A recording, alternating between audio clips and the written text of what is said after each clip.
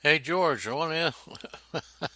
Good morning, everybody. Good morning on a lovely Wednesday morning. That's right, it's lovely. In my Seinfeld voice. Hey, George. No, I can't do Seinfeld. I can't do Seinfeld. Anyway, good morning to you all. And what's it like to be without your better half? Okay, what is it like when your better half decides I gotta go somewhere visit my mother, or I gotta go somewhere to get something, whatever. You look forward to it. Oh, baby, I'll tell you. You anticipate, you look forward, and then when it happens, where you say, "Where is she?" Right? Andy out today, so for those of you who, if I have any problems, then forget it. I'm off the air. Okay.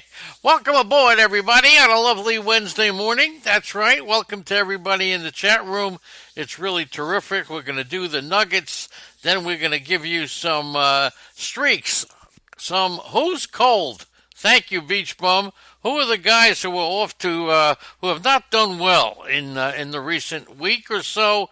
Who maybe you want to jump on, you want to catch them while you can, okay? And also, we'll also talk about why Dallas Keuchel has not been signed yet. But before we do, let's go through the stuff that you love, all the stuff that you love. And it's all right. Standing ovation. Now, yesterday I experienced something that we all go through, but when it happens, it's just awful, man. I took Miguel Cabrera out of my lineup. I have a daily lineup. I took him out, okay, and I put in Renato Nunez, who I just picked up on waivers in the Sirius XM host league, and then a standing ovation as Miguel Cabrera crosses home plate after his first Grand Slam since June of 2013. Okay, so there you go. Hasn't that happened to you? You take a player out after, he's injured, he's not, you don't know, he hasn't done anything. You take him out, he gets what do you wind up with? 6 RBIs? Unbelievable that he would do that to me. It just hurts. How many times has that happened? Okay, it happens a lot. So anyway, ESP. And by the way, we're all talking about how attendance is down in Major League Baseball. ESPN Sunday Night Baseball audience is up 3%. So that's according to the Nielsen rating. So I'll tell you something. It's very interesting that Major League Baseball doesn't care about attendance anymore, but they would rather have the TV ratings higher because that's it's the TV contracts and that's the engine for all the teams now. Okay, more than 65%. We had the college draft and the whole thing, not nearly as good as any of the other drafts, but 65% of the players drafted on day one were college players. And that turns out to be the second highest percentage in the history of the draft. And the reason for that is this. Major League Baseball teams would rather sign college players than high school players. And here's the reason. The reason is because when you're in high school, you have leverage of going to college, right? If you're signing a college player that's already in college, the leverage isn't quite as great. Okay, maybe so. When you have leverage of I'm going to go to college, I'm going to take the scholarship, so you better give me more money, as opposed to a player who is graduating college. That's a big deal. Okay, so that's why Major League Baseball teams would rather draft college kids than high school kids. And good morning to you all. Great job yesterday by everybody who did their thing. I want to just tell you, I know I haven't been around as much as normal coming into the chat rooms. As you know, I've undertaken this job on the HOA, and just to let you know, the guy that fired me last year, I fired him yesterday. All right, so there you go, right? That's how you do it. Took me a year of playing rope-a-dope, and then bingo, while the guy was, comfortable and let his guard down, popped him. The Mets, I'll tell you, this Alonso, he's hitting those home runs, right? 20 home runs by his 60th game. Who's the other Met who hit 20 home runs? The other Met player to hit 20 home runs by the 60th game of the season. Okay, who is that? Anybody want to know that? Okay, National League rookies with 20 home runs in the first half since the first All-Star game in 1993, 1930. Pete Alonso, Cody Bellinger, Trevor Story, Jock Peterson did it in 2001. Peterson did it in 2015. Albert Pujols did it in 2001, and Dave Kingman in 1972. All right, you don't think Alonso will slow? Yeah, Dave Kingman's the answer, J.R. Matt's nice going, okay? So I do think that he will slow down in batting average, but I've said that many times, and I will stick with that. While Keuchel could make sense for the Yankees, all right? And look, Sabathia's right knee, Tanaka's injury history. There's an uncertainty about Severino. I'll have a note about that in a little bit. Domingo Germán's innings count, all right, 64. Could be up to 150. That's about it. So definitely he's a fit. So why hasn't he signed? And there's a couple of reasons. The prorated portion of his $17.9 million is still roughly about 11 and a half. And has been heard that not many teams have budgeted $11 million to have handy at this time. And at this point, most teams have a good idea of attendance and suites and revenue and all the other stuff. And it still may be what they want to do. Although the Braves have been associated with Keuchel, but the price point makes them still a little uncomfortable.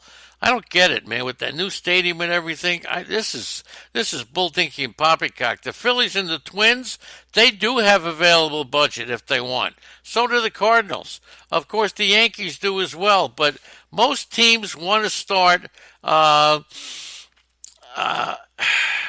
with a foundation and something to build off of in regards to incentive. Also, if you remember, in 2014, Stephen Drew, Kendrys Morales, they both rejected qualifying offers, waited until this moment after the draft pick compensation went away, and then they signed, and both performed poorly and were traded away during the course of the year. Also Greg Holland did the same thing. Mike Moustakas didn't take the qualifying offer after 2017. He ultimately resigned for the Royals, but just for $6.5 million. So teams have to be concerned that not following, not doing normal baseball activities are going to leave Keuchel and Kimbrel at less than their peak.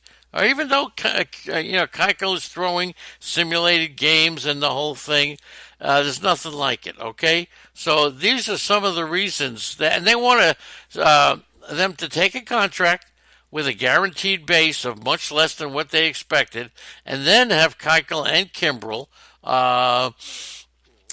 earn the rest of their money. That's what they want to do. So they want to have a guaranteed base, and all this is that's what's holding it up. And of course, the other thing, and this I thought, the Astros also, they have rotation depth concerns, and they didn't really try very hard to keep Keuchel. And that, with the Astros being such a sophisticated organization, that absolutely raised red flags as well. So all this is why Keuchel has not been signed. Maybe a little bit different for Kimbrel, but basically the same. Okay, let's go around the horn with some tidbits, and then we're going to come up and I'll give you the players who are streaking. I'm not sure about taking their clothes off and running on the field, but if they continue to bat the way they are, they may very well do it. The bullpen in Arizona, with McFarland allowing 3 runs, and with, Bradley gave up 4 hits, a walk, amounting to 3 runs. He's got an over 5 ERA. It's not good. So Bradley's become nothing. Aaron Jones exited the game yesterday in the top of the 4th. It was originally described as a hamstring, but then after the game it's cramping. So Jones has played 59 of the Diamondbacks' 62 games. He's not going to play today. Okay, so you want to take him off of that. But they say it's not as bad. It's not a hammy. It was just a cramp. So they will do that. So it was the second time in as many days that Arizona lost to their divisional foes, the Dodgers. And in 6 games against the Dodgers, they are 1-5. And in those 6 games, Arizona, if you're playing DFS, when they play against each other, they've allowed 49 runs in 55 innings. That's an ERA of about 8. All right, and the Dodgers in 224 at-bats have hit over 300 against the Diamondbacks pitching, okay? And the Diamondback offense has scored 3 runs or less in 15 of its past 28 games. So if you're playing DFS, play against the Diamondbacks offense. They're just not doing it. Not doing it at all. Over in Atlanta, Austin Riley, ever hear of this guy? 25 RBIs in his first 18 games.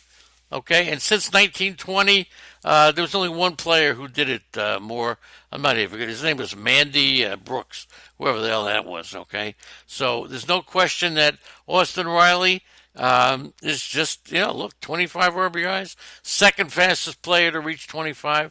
Max Fried, who allowed 5 runs in 4 innings. He was also hit on the left leg by a comebacker, but avoided an injury. So he was reliable his first 10 starts, though his last 2 have left him a little unreliable. 9 2/3, 18 hits, 9 runs. He struck out 6 and walked 5. So if you're playing for this year, I knew Brooks would be here today. Did you have a good time yesterday counting it? Well, I don't know what's going on today. There's another stupid announcement that the Washington is now trying to curtail some of these big companies that have been. Anyway, it started off good. I mean, not end great. Kyle Hendricks struck out 10 in 7 innings, and Schwarber and Javier Baez homered. The Cubbies beating the Rockies 6-3. Hendricks now is allowed 3 runs, 6 hits. He's 5-0 with a 209 in 7 starts since May 3rd. Schwarber's home run was enormous.